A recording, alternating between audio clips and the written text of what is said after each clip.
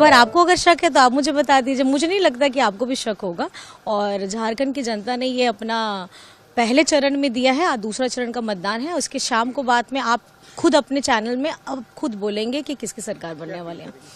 बस सभी मतदाताओं को यही कहना मैं चाहूँगी, क्योंकि अभी ये वक्त अभी आप लोगों को अपनी सरकार चुनने का है। और आपकी अबुआ सरकार के लिए आपके हेमंत दादा, हेमंत बेटा ने जी तोड़ मेहनत की है इस उतार चढ़ाव के कार्यकाल में, जहां हेमंत सोरेन जी को जेल भी जाना पड़ा, लेकिन उन्होंने हिम्मत नहीं हारी और झारखंड के मान सम्मान हक के लिए लड़ाई को बुलंद किया है। मैं चाहती हूं कि आप अपना प्यार, अपना आशीर्वाद हेमंत सोरेन जी और हमारी महागठबंधन को दे, और घर से बाहर निकल करके हमारे मतदाताएं जितने भी हैं, कृपया करके आज आप घर में ना रहें, अपना वोट का इस्तेमाल करें और अपनी ताकत को दिखाइए।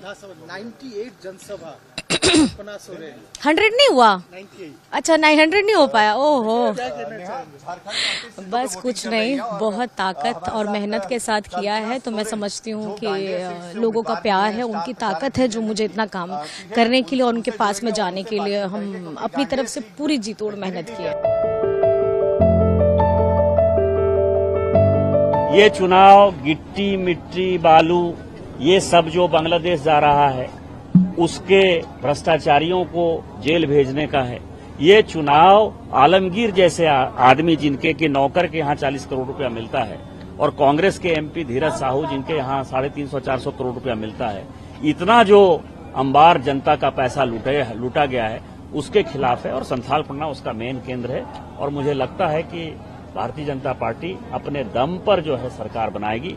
एनडीए के पार्टनर उसके सहयोगी होंगे और 2/3 बहुमत से यहाँ सरकार बनेगी। निशिकांत जी, आपने माधोपुर में चुनाव में गड़बड़ियों का जिक्र किया है, क्या गड़बड़ियां हो रही हैं? मैंने कंप्लेन किया कि बूथ नंबर 111, 112 उदयपुरा में जो प्रिजाइडिंग अफसर हैं, वो हफीजुल अंसारी, जो वहां झारखंड मुक्ति मोर्चा के उम्मीदवार हैं, उनके साथ मिलकर बोगस वोट कर रहे हैं और उन्होंने एक तरह से बूथ कैप्चरिंग कर ली है।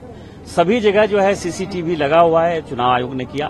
मेरे कंप्लेन को चुनाव आयोग ने जो है गंभीरता से लिया, उन्होंने अपना सीसीटीवी देखा।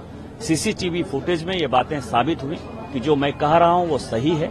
और यही कारण है कि जो संबंधित प्रिजाइडिंग अफसर हैं बूथ नंबर 111 के उदयपुरा में, उनको गिरफ्तार कर लिया गया है। उनको हटाया नहीं गया है, गिरफ्तार कर लिया गया है। इसका मतलब यह है कि प्रशासन, जो मैं रात से कह रहा हूं कि प्रशासन जो वोट को प्रभावित करने की कोशिश कर रहा है, जगह जगह हमारे कार्यकर्ता एक्टिव हो गए हैं। और इसी तरह से जो अधिकारी चुनाव के कार्य में गड़बड़ी करते हुए पाए जाएंगे, सभी बर्खास्त। कल रात को भी पैसे बांटने की बात कही गई। एक जगह नहीं, महागामा में, पोड़ैया हाट में, गोड्डा में, जरमुंडी में, जामा में, मधुपुर में, सभी जगह, दुमका में, सभी जगह पैसे बांटते हुए और गुंडों के साथ जो है वो लोग नजर आए हैं। सभी की गाड़ी नंबर के साथ हमने किया है। अभी भी पोड़ैया हाट में, देवदाड़ एरिया में राजू यादव, जिसके ऊपर की 15 मर्डर के चार्ज हैं, वो प्रदीप यादव के लिए बूथ लूटता हुआ नजर आ रहा था। अभी देवदाड़ में मारपीट चल रही है।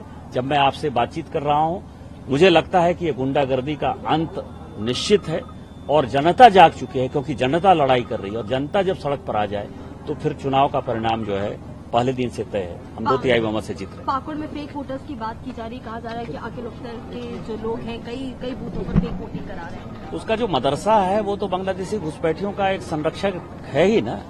मैं तो हमेशा कहता हूं, आप सभी पत्रकारों से करवत प्रार्थना है कि आपको बड़हरबा में जाके अखिल अख्तर का मदरसा देखना चाहिए कि वो किस लिए क्या कर रहा है। तो वो सारे लोग जो फेक वोटर बने हैं वो फाइनली वोट दे रहे हैं। लेकिन जनता जब जागती है ना, तो ये सब चीजें खत्म हो जाती है। यदि ऐसा होता तो करुणानिधि जी ने 2008 में प्रत्येक घर में जो है कलर टीवी भेजवा दिया, उसके बावजूद भी जयललिता चुनाव जीती। तो इसीलिए जनता जो है पैसे से नहीं बिकती है, और जनता जब खड़ी हो जाती है तो ये पैसा सब खत्म हो जाता है, प्रशासन सब खत्म हो जाता है, सब फेक खत्म हो जाता है।